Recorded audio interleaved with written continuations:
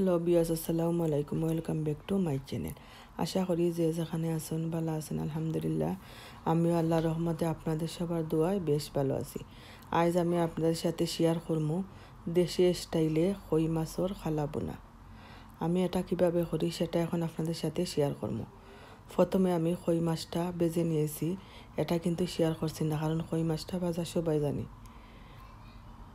তাই এখন আমি রান্না করবো। এখানে নিচ্ছি আমি পেঁয়াজ কুচি আর রসুন কুচি। তাই প্রথমে দেখতে পারা একটা হাঁডির মধ্যে আমি তেল দিয়েছি। তেলটা গরম হয়ে যাওয়ার পর কিন্তু এখন আমি রসুন কুচি আর পেঁয়াজ কুচি একসাথে দিয়েছি। দিয়ে এখন আমি একটু নাড়াচাড়া করবো। তারপর আমি আমার স্বাদ মতো লবণ অ্যাড করলাম। এখন আমি পেঁয়াজটারে লাল করে ভেজে নিব।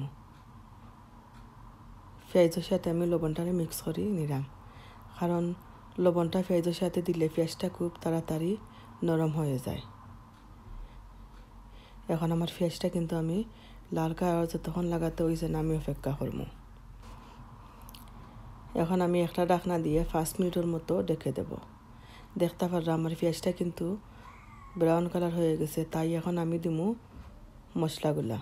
এখানে নিচে আমি 1 চামচ মরিচের গুঁড়া, 1 চামচ হলদের গুঁড়া আর 1 চামচ ধনিয়া গুঁড়া নিয়ে এখন আমি 3-4 মিনিট মশলাটাকে একটু কষিয়ে নেব। এভাবে মশলাটাকে কষিয়ে নিলে মশলার মধ্যে যে খাঁচা খাঁচা একটা গন্ধ থাকে, এটা কিন্তু আর থাকে না। তারপরে আমি পানি দিব, যাতে মশলাটা জ্বলে না যায়। এর জন্য আমি একটু নাড়াচাড়া করলাম। এখন দেখতে পারলাম আমি গরম পানি এড করছি। এড করে আমি 15-20 মিনিট মশলাটারে ভালোভাবে কষিয়ে নেব। মশলা আমরা যত কষামো তরকারির টেস্টটা কিন্তু আমরা দ্বিগুণ পাই, কারণ মশলার মধ্যে কিন্তু তরকারির স্বাদটা পাওয়া যায় যত আমরা মশলাটারে কষমো।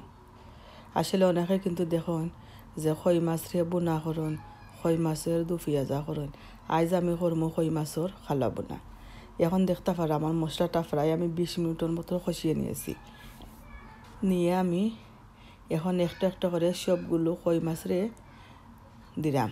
আর কই মাছটারে কিন্তু একটু আমি হালকা ব্রাউন কালার করে বাচ্ছি, কারণ এটা দিয়ে যখন আমি কই মাছের খালা বোনা করবো তাই একটু বেশি বেজে নিছি। আপনারা চাইলে কিন্তু কম বেজে নিতে পারেন। এখন দেখতে পারা মাছ দিয়া কিন্তু আমি 4-5টা কাঁচামরিচ দিয়ে মাঝে দিয়ে কেটে এখন দিছি।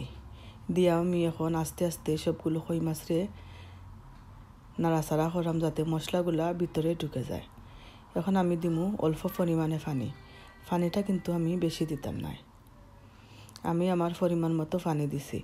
আপনারাও কিন্তু আপনাদের পরিমাণ মতো পানি দিবা। আর আপনাদের কাছে নতুন করে পুরানো কথা আবার বলি, যারা যারা এখন আমার চ্যানেলটাকে সাবস্ক্রাইব করছেন না, প্লিজ আমার চ্যানেলটাকে সাবস্ক্রাইব করবা। যারা যারা করছেন তাদের সবাইকে কিন্তু অসংখ্য ধন্যবাদ।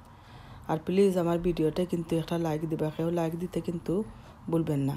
মনে করে লাইক দিবেন। আমি কিন্তু সবার ভিডিওতে একটা লাইক দেই, কারণ মানুষে অনেক কষ্ট করে ভিডিও করে। একটা লাইক না দিলে কিন্তু অনেক খারাপ লাগে।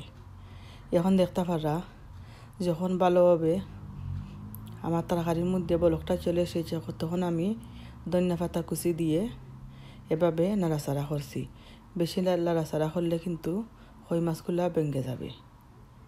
তাই আমি আরও অল্প ধনিয়া পাতা কুচি দিলাম। দিয়ে আরও 1-2 মিনিটের ভিতরে আমি এটাকে ঢাকনা দিয়ে ডেকে তারপর আমি নামিয়ে নেব। আপনাদের কাছে তো আমার এই ভিডিওটা ভালো লাগে, ফ্রেন্ড অ্যান্ড ফ্যামিলির সাথে শেয়ার করবেন। আর যারা যারা আমার ভিডিও সব সময় রেগুলার দেখেন, কমেন্ট করেন, সবাইকে কিন্তু অসংখ্য ধন্যবাদ ও অনেক অনেক ভালোবাসা রইল। আর প্লিজ লাইক দিতে কিন্তু ভুলবেন না।